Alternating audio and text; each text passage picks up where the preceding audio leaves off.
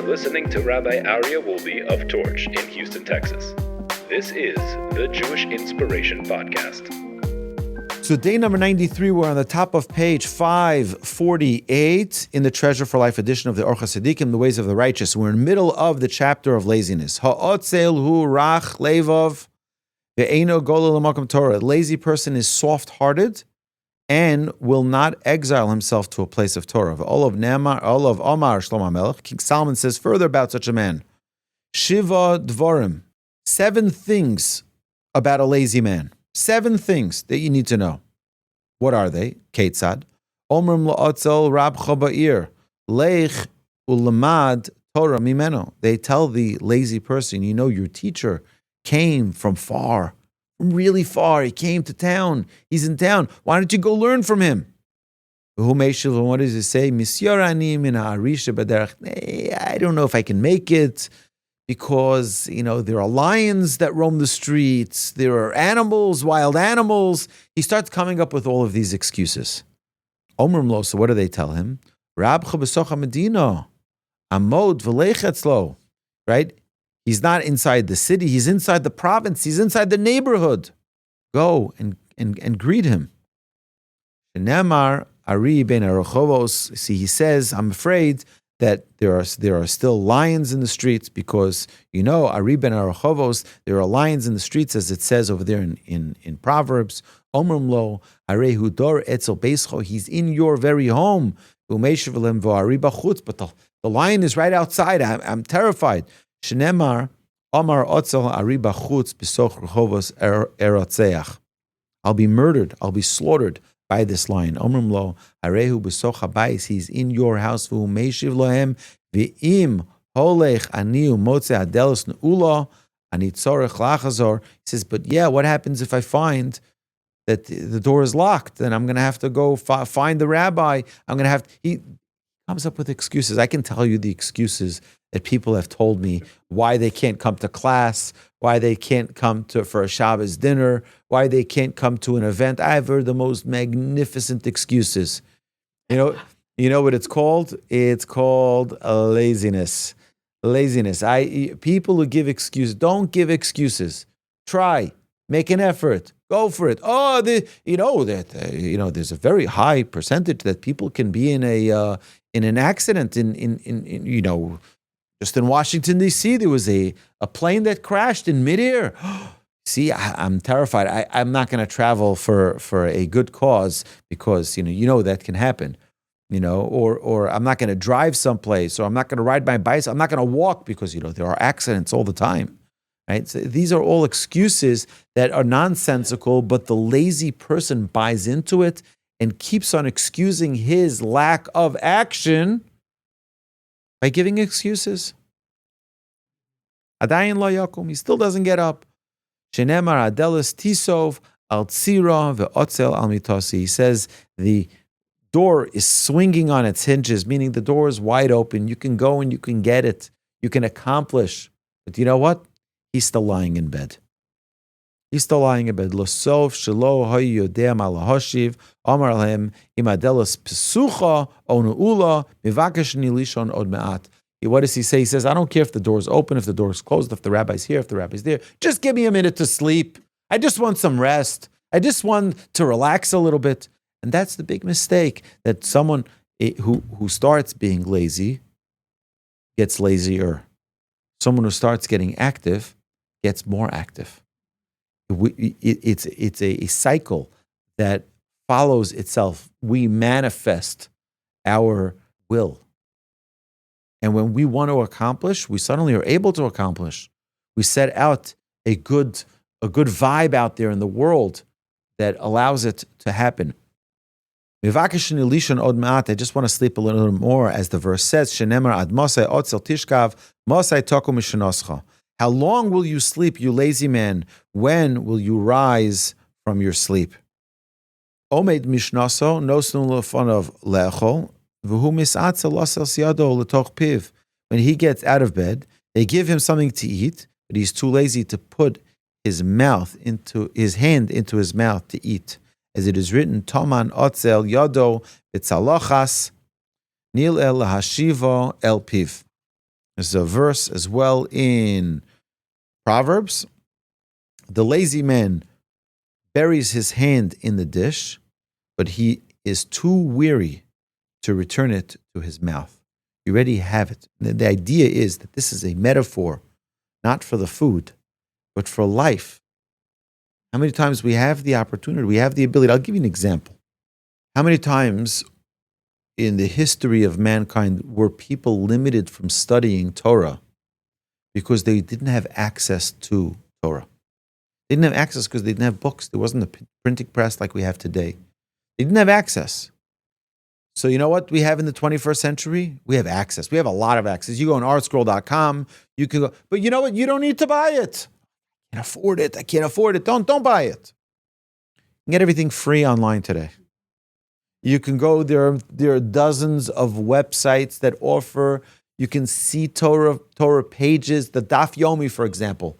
There are hundreds and hundreds of websites where you can see the teachings of the Daf Yomi.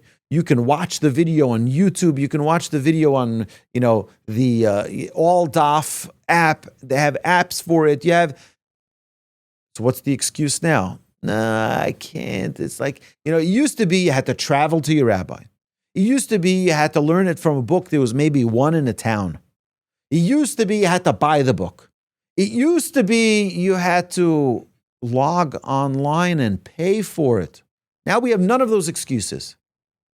You don't have to pay. It's all free. We have over 5,000 titles of Torch videos online. You know that on YouTube? 5,000 titles. You have podcasts today. It's all free. So what's the excuse for people to be ignorant in their Judaism? There's really no excuse. But we're living in a lazy world.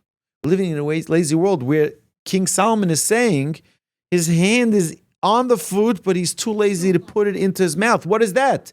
We have our phones, we have our devices. You can have Torah scrolling on your phone all day. You can have classes listening with your earbuds while you jog. I love that one of our students always keeps on telling me, she says, Rabbi, do you know where we were today? Today, we were on the bayou walking and we went shopping together and we walked the dog together and we folded the laundry together. Me? What do you mean? I have no idea what you're talking about. I didn't do any of those things. No. I was listening to your class while I was doing those things. That's a maximizing of our time, maximizing of our life.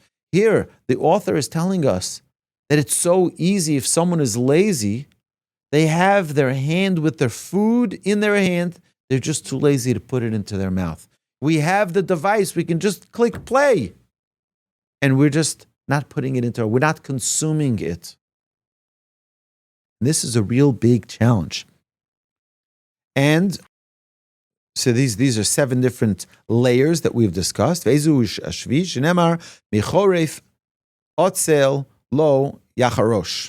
lazy person will not plow in the winter. Rabbi Shimon Bar Yochai says, Amar Rabbi Shimon Bar Yochai, Zeh shelo lama Torah bin ura v'rotze lilmod b'ziknusa ve'eno yachol v'zeh v'shoal b'kotzir v'oyin. He says this is referring to someone who didn't study in their youth and will not be able to study in their old age. They're not able to. Ad kan gina Shlomo Satzel. All of this is the reprimand of King Solomon of the lazy man. Moshe Rabbeinu Olav Shalom. Moses, our leader, said the following: Omar davar gadol mikulam. He said something so incredible. Shneimar ki korev elecha davar meod b'ficha u'bilvavcha la'asoso. Our leader Moses, what did he tell us? For this thing, referring to the Torah, is extremely close to you, in your mouth and in your heart to accomplish it. Just let it out of your mouth. Rak hotze davar mitoch picha. Just let it out. Umi shemisatzel b'zeh shelo yotzi dvarim mifiv, ein lecha atzlos gdola mizu. He's not even ready to speak it out, just talk it out. There's no laziness that is greater than this, than that of failing to emit the words from one's mouth. Just speak them out. It's such an incredible responsibility that we have, particularly in our generation. Our generation where we have so much And yet, we're the most medicated generation in the history of the world. We have so much. Children today have the most incredible wealth, the most incredible opportunity. You can get a master, you can get a doctorate from YouTube. It's free. You have classes on anything you could possibly imagine. My wife was telling me, that one of the ice maker in the refrigerator wasn't working. How am I supposed to know how to do that? Well, I searched up on YouTube. I used the first principle of the ways of the 48 ways, which is Talmud, to study, learn something new every day. I go onto YouTube. I put in the model number of this unit, this refrigerator, and boom, you have 55,000 videos about how to fix all the different ice makers in every type of refrigerator system. It's like you become a scientist when you're done with this thing. It's unbelievable. You learn one after another, and then this thing can be replaced, and that can be replaced, and you try this and try that, and this error message and that error message. It's unbelievable, the wisdom that's free, it's available, it's right there for each and every one of us. It's there, it's right by our fingertips, literally by our fingertips, like Solomon tells us. But are we willing to just take it from our fingertips and actualize it?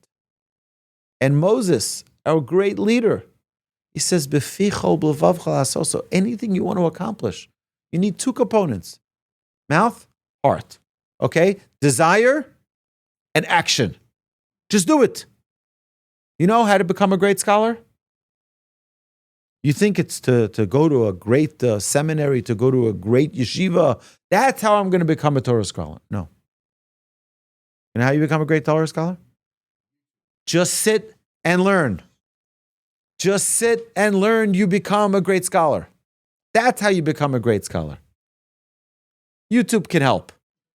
But that's it. You just sit down and learn. Open up a book, take a chumash, take any book, open it up, and just start learning. That's it. It's nothing more complicated. I remember in yeshiva they used to say this. Guys had this desire to be the greatest scholar in the world, to be the greatest, the leader of the Jewish people. Every child grows up with some dreams. Some kids in the United States grew up back in my days. They woke up every morning dreaming that they're going to be the next Michael Jordan. The problem is the nice Jewish boy is only 5'4". That's not going to help, right? But everybody has a dream. I remember when I was in yeshiva in Israel, I was young boys, 13, 14, 15, 16-year-olds. I want to be a great Torah scholar. You know what the rabbi used to say? You know how you become a great Torah scholar? You think it's lineage? No. You think it is getting blessings from rabbis? No. You think it's going and getting these amulets and these great Kabbalistic? No, none of that is going to help. Sit and learn. I remember this.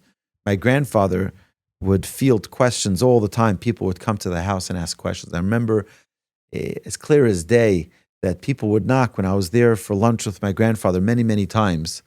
People would knock on the door, and I would go open the door. Yes, so I can help you. Okay, is the rabbi available? What do you need? He says, well, my son is here. It's bar mitzvah today. I want him to get a blessing. So I had to go to my grandfather into the kitchen while he's eating. Someone's here for a blessing. Their son has a bar mitzvah tonight. So my grandfather would come to the door. He'd get up. It was a whole process. It was an elderly man already. And he would come to the door and he would look at them and give them a beautiful smile and say, yeah, mazel tov. How can I help you? They're like, this young boy, he's turning 13 tonight. It's his bar mitzvah. He wants a blessing. So my grandfather would turn to the boy and say, what would you like a blessing for? He says, to be a real great scholar. You want to be a great scholar? Sit and learn. Sit and learn. You want a blessing for that? There's no blessing for that. Blessing's not going to help. You got to do action. Action, action, action. You have to commit yourself to action. Open up the book and start learning. That's how you become a scholar. And I'm telling you, when you start learning and it's fresh to you, so it's like it's all green and you don't know what you're doing yet and you don't understand everything yet, but suddenly, it could be a week or two or a month or two or a year or two, suddenly you have an epiphany. 1 second, I learned that there and I learned that there and I learned that there. You start connecting all the pieces and suddenly it becomes from a one-dimensional to two-dimensional to three-dimensional to four-dimensional, suddenly you're living in this world of Torah because you've continued to amass more and more and more knowledge. I remember when I went to the former Soviet Union and I was on a mission to learn to speak Russian. I remember when the plane landed in Borispol Airport in Kiev. The first time I was there, I remember I turned to myself, I turned aside and I said, okay, I speak 3 languages now. I speak Hebrew, English, and Yiddish. I'm erasing them from my memory for the next month. For the next month, I'm not speaking any English, Hebrew, or Yiddish. I'm just going to speak Russian. The problem is I don't know any words in Russian. So here's what I did.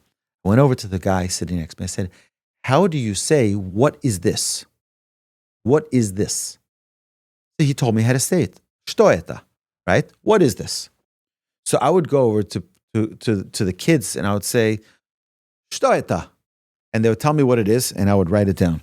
And I would say, Что это? And I would like each thing, and you're like, what is this? What is this? What is this? And I started collecting like 1,500 words, 2,000 words. And then I used the languages that I knew, like Yiddish, mostly matching Yiddish and a little bit of Hebrew. You have a lot less consonants in those languages. And I was able to put together sentences, and I was able to put together with proper grammar because it fits better than you would with English. Trying to go to Russian from English is more difficult than going to Russian from Hebrew, Yiddish, or Hebrew or Yiddish. Either way, but you have to put together a whole pile of words, and now you can start making sense of them. The problem is if you just take 10 words, okay, so you see, I don't speak Russian, I'm out, goodbye, never going to work. You have to fill in that tank as much as possible. So when we're trying to accomplish in our study of Torah, learn more and more and more and more, and it will suddenly become from 1 dimension to 2 dimension, to 3 dimension, to 4 dimension, and suddenly it's a really rich tapestry, and we're suddenly living in a world of Torah. Ad kan gina shlomo. Okay, so this is what King Solomon said, and this is what Moses teaches us. See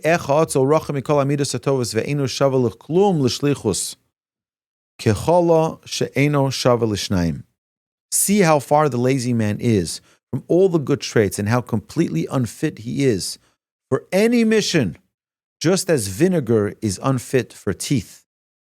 As it is written, as vinegar to the teeth and smoke to the eyes. Kain ha'otzel l'sholchav. So is a lazy person to those who send him. A lazy person never gets things done. And Tavas Otzel, the verse also states, Tavas Otzel timisenu ki me'anu yodov lasos. The desire of the lazy man will kill him, and his hands refuse to do. V'nemar, as well, it says, Chacham Otzel be'enov mishiva mishivei tam. The lazy man is wiser in his eyes than 7 who answer sensibly. Perusho shel zeh pasuk kachu. You want to understand how to understand this verse in Proverbs? Melech sheyesh lo rotzim ushluchim harbe. A king has many couriers and emissaries who all perform missions for the king and also submitted a report to him upon returning from their missions. It's almost like the federal government. Right? They report the 5 things they accomplished last week. V'asu kulam shlichuso shel melech. They fulfilled their tasks. V'gam eshivu dvar hamelech kishechazu mishlichusam. They report on exactly what they accomplished. Ve'echad me'avdei hamelech hoye ish otzel. And one of the king's servants was a lazy man. Umarim lomar cholani. And he always says, I'm ill, I'm sick, v'noch, v'ochel mishulchan hamelech, and he rests and he eats from the king's table. Kishuro chaverov yigei mitorach haderech, when he sees that his friends are coming back all tired from running and carrying out the king's decrees, machzik atzmo chocham be'enov mikol chaverov ushtusu biyado. So he makes believe that he's wiser than all of them. But this is foolishness. For it is written, Dichsiv, Choziso ish mohir b'malachto lifnei melochim yisyatzov. Have you seen a man quick in his work? He shall stand before kings. Here, too, the king will reward those wise ones who did his bidding and will pay no attention to the lazy one. In summary, the lazy man is fit neither for this world nor for the next world. Why?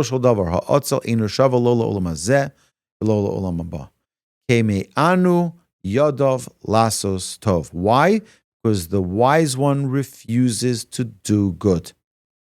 The wise one refuses to do good. And the truth is that this is the tragedy of laziness. A lazy person just doesn't get things done. And a person can train themselves to be unlazy. And a person can train themselves to be lazy. A person who's always relaxing and always this, he doesn't want to get it done. I'll get it done tomorrow. I'll get it done next week. I'll be pushing it off, procrastinating. It's laziness. Someone who trains themselves. Now, work, let's go, get up, jump out of bed, got a date day ahead, run to shul, run back, do this, do that. This is really important for a person to really invest time and focus in unlazying ourselves and being proactive in getting work done. So this concludes day number 93. You've been listening to Rabbi Aryeh Wolbe on a podcast produced by Torch, the Torah Outreach Resource Center of Houston. Please help sponsor an episode so we can continue to produce more quality Jewish content for our listeners around the globe. Please visit torchweb.org to donate and partner with us on this incredible endeavor.